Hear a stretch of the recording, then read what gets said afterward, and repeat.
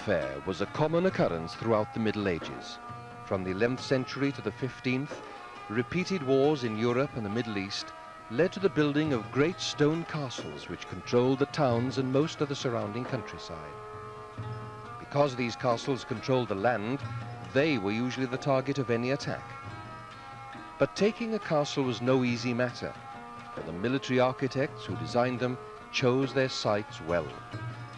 Often they would set their fortresses on hills or crags, and these natural defenses were strengthened by man-made obstacles, deep ditches, steep ramparts, high walls and wide moats, all designed to obstruct an attacking force. Direct assault by soldiers with scaling ladders was risky, for even if the attackers did manage to overcome the defenses, the castle garrison would certainly do its best to prevent them.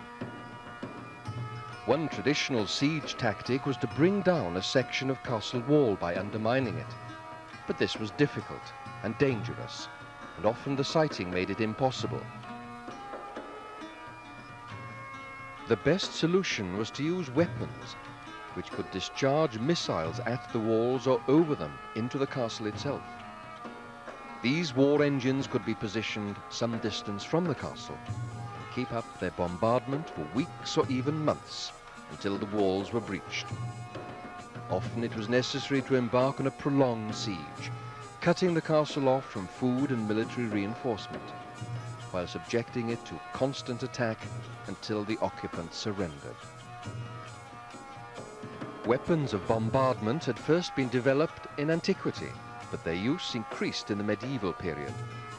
4 reconstructions cited at Caerphilly Castle are an attempt to interpret various different types of medieval siege engines and show their principles of operation.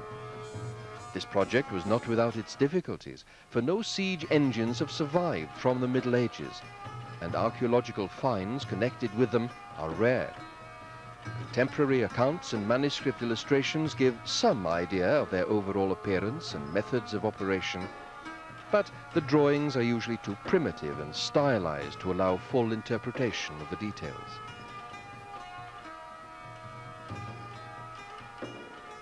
So, in order to gain a greater insight into possible methods of construction, the team employed on the project looked at comparative technology, carpentry details on early timber frame buildings, methods of jointing and so on.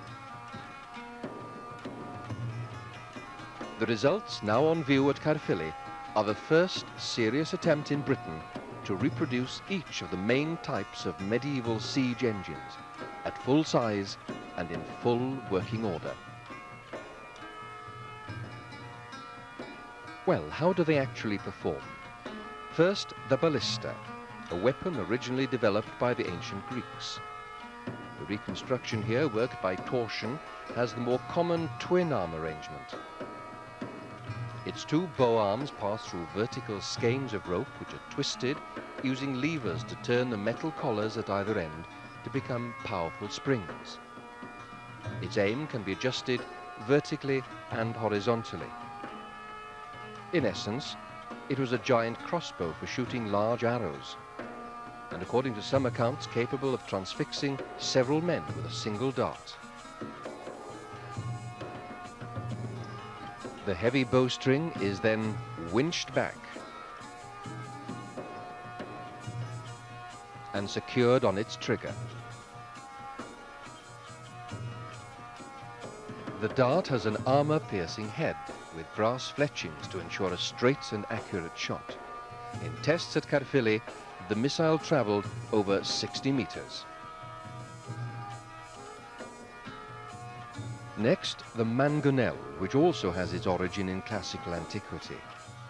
Mangonel again depends on torsion. A single, much larger skein of hemp, sinew, or even, as some records suggest, women's hair, is set horizontally within a massive wooden frame. As before, the skein is twisted using heavy levers and locked in position. Considering its size and weight, the mangonel will hurl only a comparatively small missile weighing 3 or 4 kilograms.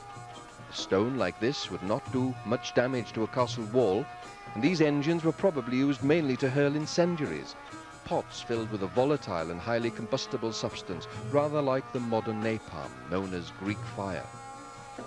To discharge a missile, the throwing arm is winched down on a ratchet against the pressure of the skein until it is horizontal. The missile is placed in the spoon-like depression at the end, and the arm is then released, throwing the missile high into the air. In tests at Caerphilly, the mangonel achieved a distance of 80 meters with a 4-kilogram stone ball. The Perrier is one of 2 counterpoise-operated engines built at Caerphilly. Probably originating in Asia, the Perrier seems to have become well established in the West by the mid-12th century and is the most frequently depicted siege engine in medieval manuscript illustrations. The engine is a development of the simple pole sling and comprises a throwing arm pivoted on 2 timber towers. At one end of the arm is a rope sling in which the missile is placed. At the other end is a crosspiece with several ropes attached.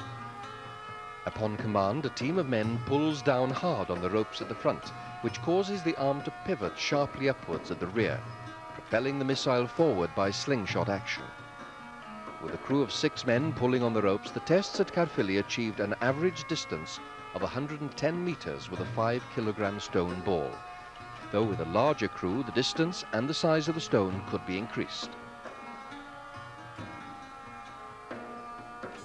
The trebuchet was truly the heavy artillery of its age. Medieval stonemasons would fashion aerodynamic round stone balls. These found at Caerphilly actually weigh 15 kilograms, but they could also use less sophisticated but equally effective missiles, bags of quicklime to cause burns and blindness, and even the rotting carcasses of dead animals to spread disease. The trebuchet has a heavy timber framework base with 2 A-frame towers which support a pivot for its massive throwing arm. A sturdy wooden box filled with stone ballast is mounted on a second pivot at the front or counterpoise end of the arm,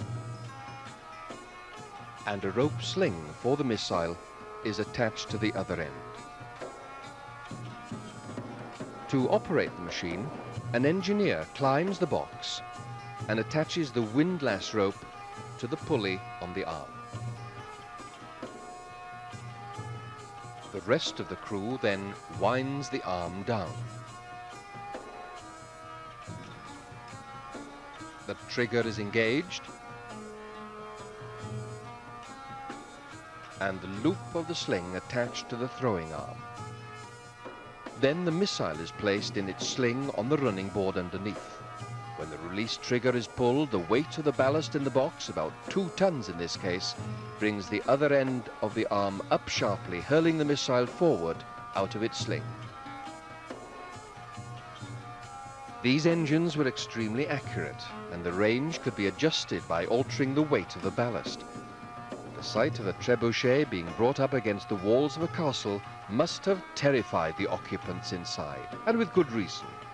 But a prolonged bombardment from these great engines would eventually cause the stoutest of defenses to crumble.